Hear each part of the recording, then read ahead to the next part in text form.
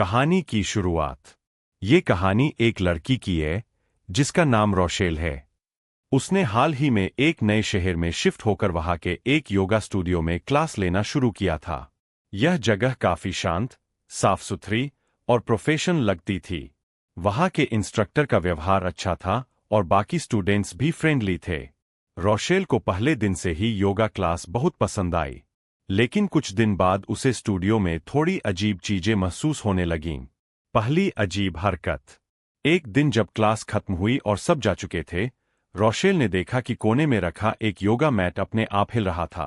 पहले तो उसने सोचा कि शायद हवा की वजह से होगा, लेकिन उस वक्त पंखा बंद था और कमरे की खिड़कियां भी बंद थीं। वो थोड़ा डर गई लेकिन खुद को समझाकर वहां से चली गई। दूसरी घटना। कुछ दिनों बाद जब वो क्लास में ध्यान मेडिटेशन कर रही थी और उसकी आंखें बंद थीं, तो उसे ऐसा लगा जैसे कोई उसके बिल्कुल करीब आकर सांस ले रहा हो।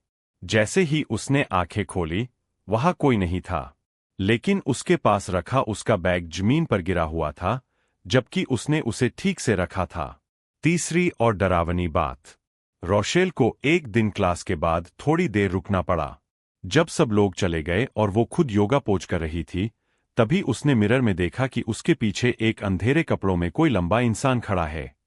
वो तुरंत पलटी लेकिन वहां कोई नहीं था। डर से उसके शरीर में सिहरन दौड़ गई। कहानी का पहला क्लाइमेक्स। अब उसे समझ आ चुका था कि इस स्टूडियो में कुछ सुपरनैचुरल है। वो इंस्ट्रक्टर से बात करने लगी, तो उसने भी कबूल किया कि कुछ साल पहले यहां एक महिला की योगा करते समय मौत हो गई थी।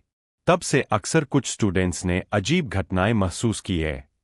रोशेल को सलाह दी गई कि वो ध्यान लगाए और खुद को मजबूत बनाए, लेकिन अंदर ही अंदर उसे एहसास हो गया था कि अब वो इस जगह पर ज्यादा दिन नहीं टिक पाएगी।